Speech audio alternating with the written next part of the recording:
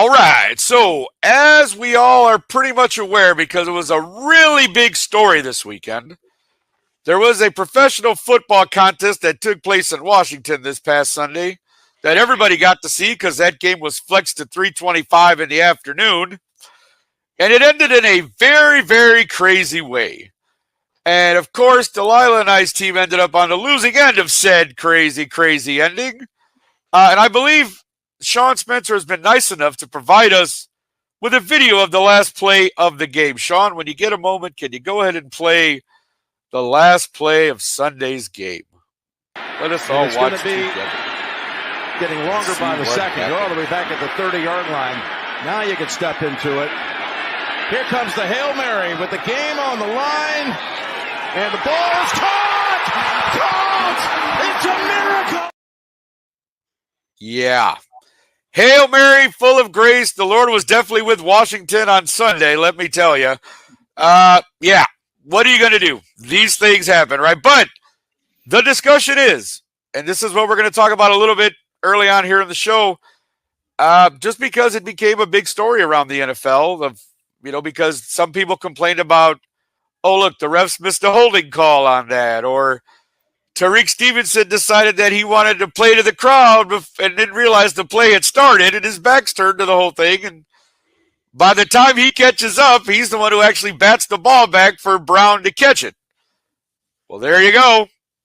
That's the game, 18-15 Commanders. Delilah, I'll start with you simply because I know where you were watching the game. What was that like, watching with a bunch of other people, seeing that last play unfold? Well, by that point in time, it was all Bears fans because my buddies, to be fair, they put on all the games, just so you know, because it is a Chicago bar. So even though it's a Green Bay bar, they do play the Bears games. And because it moved it to 3:25, right, Green Bay game cleared out, and all the Bears fans came in because, now we have more room. So we moseyed in. And it went the way I expected based on the coaching for the first half, which was awful. Pretty damn awful. It was just awful to watch. Our defense, I love you guys. I don't hate you. Keep doing what you're doing. But watching punt after punt after punt after punt after punt for literally 2 quarters, really long quarters, by the way. I don't know if you guys realize how long this game was. Punt after punt after punt. And then I guess they went into a locker room and had some oranges and came back. And still did nothing. At 4th and 1, instead of kicking a field goal, they decided to do a weird play that I still don't understand of why they would pass the ball to DJ Moore when Swift was having a great game. He was hot. So if they would have just given him the ball, we would have converted most likely. I'm just saying he would have had a better chance. That would have made the most sense at 4th and 1. Yeah. So that call backfired, as we know. And then we did this weird, thought we were going to repeat refrigerator Perry's, but this was a replacement sensor, people forget. Not even our normal sensor. All right. So, of course, nothing happened there with that weird goal. We could have had a touchdown again, or at least a field goal. Again, at least a field goal at much. You know what I mean? And so we didn't score a touchdown until, the end of the 3rd quarter. And then after that, it was literally, 30 seconds left in the 4th quarter. And that is on coaching. It was abysmal. And so kudos to Washington. I'm glad you won that game because we did not earn that. Yeah, that was, Sean and I have been pretty much going back and forth since Sunday about all of this. And that could have been a show on its own, as much as him and I have texted back and forth in the last 2 days. But, Handy, we'll go to you next because I want to talk to you a little bit about Tariq Stevenson and what kind of happened there. Obviously and again, because I've seen Hail Mary plays before, obviously, but to me, he looked like he was terribly out of position to start with, and then he decides he wants to, again, he claims he was actually not taunting, but talking to Bears fans at that particular moment. This was a quote, apparently, but again, Anthony, or Anthony's cousin, with the English accent that we're talking to here. What do you say to that? Here's a guy who's supposed to be one of our top-rated backs and he decides he wants to take a mental break. How do you react to that? How do you feel about this, Andy?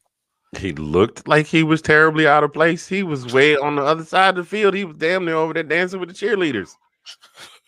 I'm saying I've watched the video from multiple different angles. Listen, you get paid to be in the game. You understand? You can talk to the fans with there's a timeout on the field. If the game is over, before the game, coming out and warming up after the halftime break. As long as there's time on the clock, you always pay attention to what's going on because you know if I mean I know you two both have to be going, well, maybe if he was paying better attention, he could have better positioned himself and seen the situation in the scrum. I like that term scrum. It's great. It's a game called rugby. You blokes should love it. It positioned himself better in the scrum to bat the ball any direction other than to the one Commanders player by himself in the back, just back here like they don't even know I'm back here. So that's I'm sorry. I would have loved to have been a fly on the wall for the personal one-on-one performance evaluation the coach had for him after the game. For sure. Yeah. And No. and Yeah. and Well. ladies, I gotta say this, ladies, I don't know. Y'all wearing y'all hair. This is like only maybe the third time I've worn this wig, and this crap is all in. It's just it's everywhere. God bless you. Kudos to you. I could not Oh do this. man. I don't know how Prince did it. God rest your soul, Mr. Nelson. Wow. Well, yeah. I mean, I've worn a wig one time on stage, and yeah, it was kind of uncomfortable because I just wasn't used to it. I get that. This I understand. Tina, I'm going to go to you next with a little bit different angle on this because again, and you're going to be talking a little bit later about some stuff, but it's more or less to me. People were complaining about some of the people were complaining about the refs at the end missing a holding call. But my thing is, if you looked at the game as a whole, and I know you were probably watching the Broncos game, so you may not have seen all of this because No, I had the Broncos game in my ear, but I was watching the Bears. Oh, were you? Okay, Again, awesome. you guys played and got pushed, so my game that would have been on Fox got blacked out. Oh, that's okay. That's what happened to you. Okay, gotcha. Yeah, because I remember we were talking and you were going to watch the Broncos game, so I thought that's what happened. Oh, that's terrible. Well, then you actually saw this then, so this is probably even better. I saw it in real life. Yeah. Yeah. No, but I mean, my point, what I was going to ask you about was just because the coaching factor, as Delilah had mentioned too, like I didn't get a chance to see the game. I'll be honest. I watched highlights. I had to work. I got called into work, so I went to work. But I just feel like from what I've heard and from what I've seen and from everybody else's account of this game, the Bears just didn't look prepared at all. And I was told, and there was a player on local, Jalen Johnson was on our local radio program this morning about taking a timeout, that he thought they should have taken a timeout before that last play because of the fact that not everybody, he claimed, they knew their assignments, but not everybody was ready to kind of go. That speaks to preparation. How do you feel about that in terms of, do you think they should have called a timeout before that last play? How do you feel about this? Well, I mean, you can't really prepare for a Hail Mary in that kind of a situation. That's one that the coaches need to be able to get across to the guys everybody where they're supposed to be. And if they weren't in the right position, or the Mike or whoever was running the defense on that one, special teams, then they needed to call a timeout. But did the Bears have any? I believe they had one left. I don't remember that part. I believe they had one. I believe they had one left. Then they probably should have.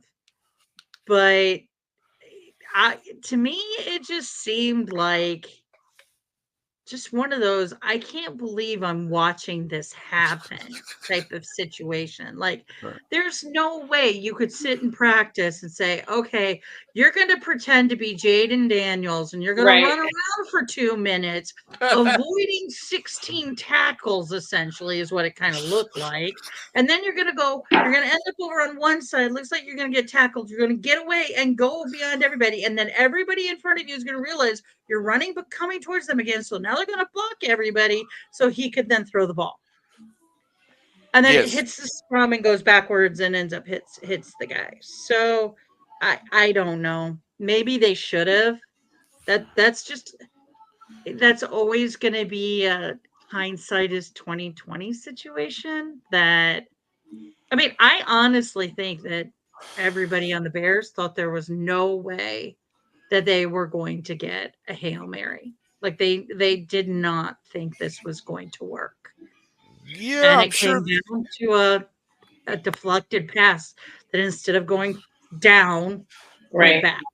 Right. And Yeah, that can happen because I don't think he's to blame for it. I think he was out of position. He was goofing off or screwing around, whatever he was doing, whether he was taunting or whether he was talking to Bears fans. The only reason he was even able to get anywhere near that ball was because Jaden Daniels was running around like a rabbit being chased by a fox. yeah, true, very true. But see, that's my thing, though. Too, though, it's like I get it because again, Sean and I talked about this. I don't. It's not. I blame him for being out of position and for doing what he did. But we lost that game in the first 3 quarters. Like Delilah mentioned, there was plenty of opportunities for us to have a big lead going, into the end of the game there. Like we shouldn't have even had to worry about this last pass or this last drive or whatever. And so again, I could go on for hours about that because I pretty much have. But so I'm not going to do that today. But yeah, Pretty evenly matched game. You guys, in terms of your teams, was very evenly matched. So it came down to who could take advantage of situations. And like Delilah said too, I mean, Swift was he was on fire, and for some reason they just decided to stop going with what worked.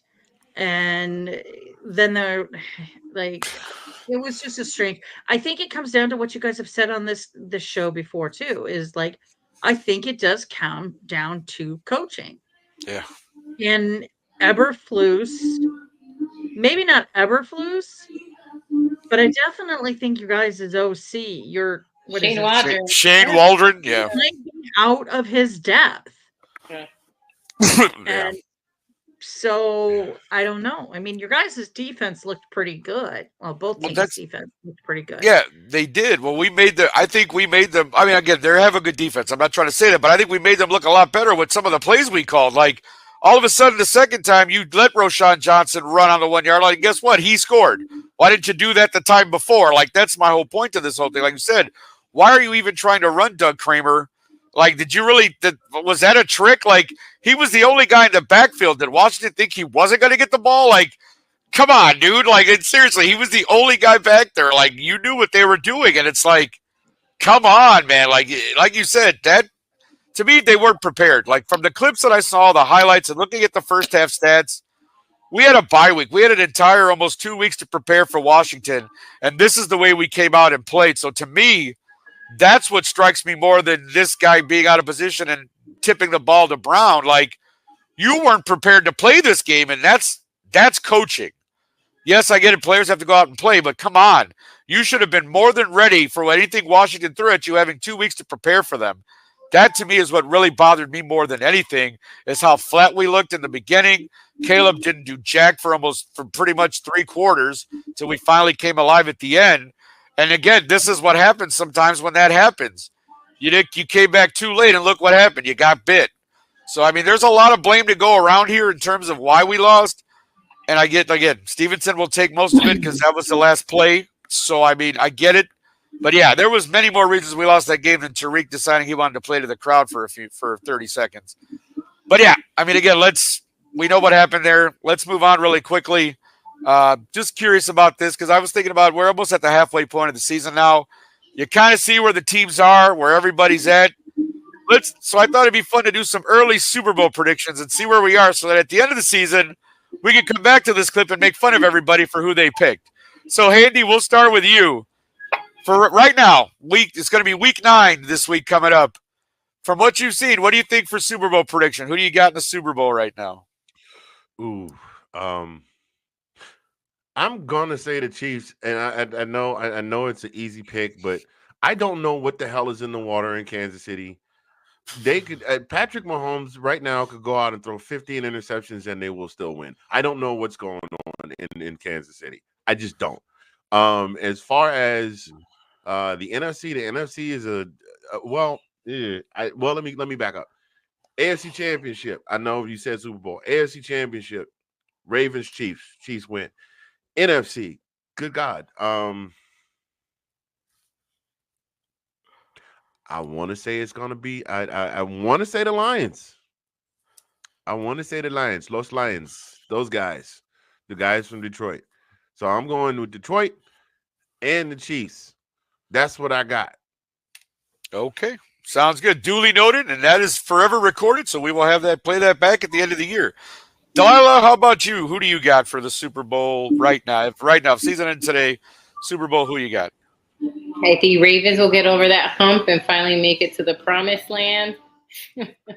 I'm not so I do agree with the repeat of the AFC Championship, but I think Ravens will make it this time because of King Henry and just they just look better and like they just look better. I just feel like they did the right job of picking the pieces that they needed, and so I think they'll make it to the promised land finally. On the NFC side,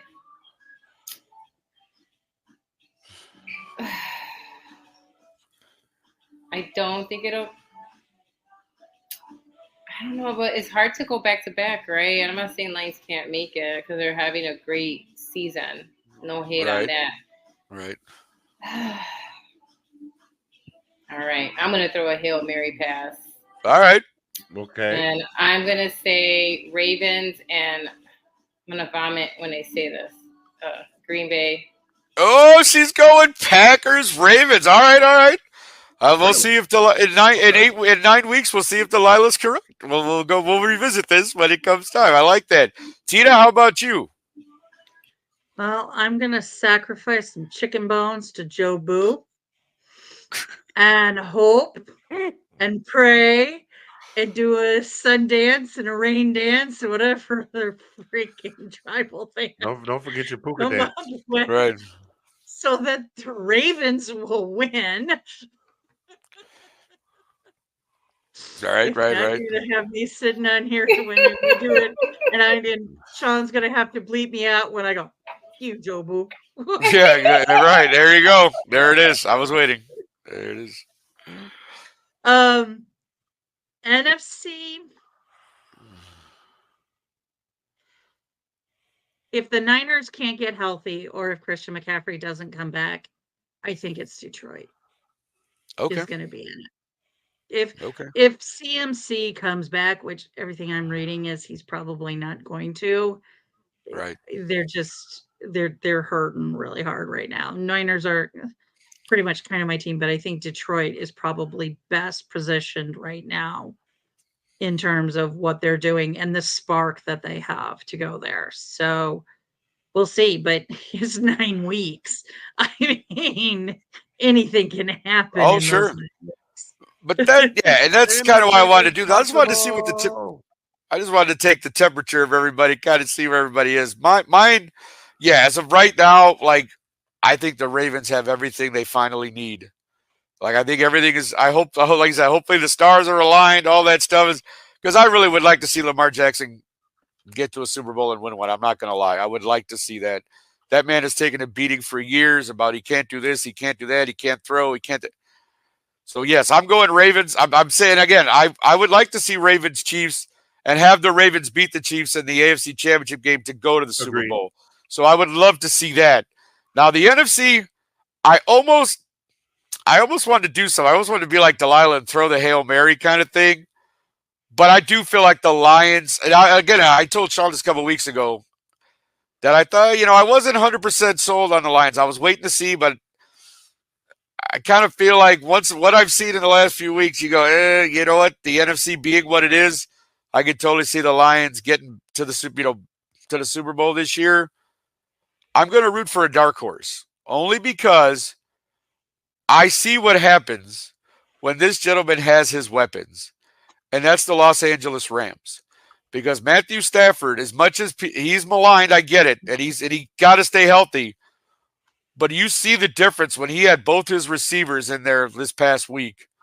My goodness. And it's not like, I've always liked Matthew Stafford in that sense. Like, all those years with the Lions, he finally got his the Super Bowl, so it was great. But I'm still going to go with the Lions, but my dark horse is the Rams. I'm going to keep that for now in my back pocket, but I'm going Lions, Ravens, and I'm hoping that somehow the Ravens win that game and Lamar Jackson gets his.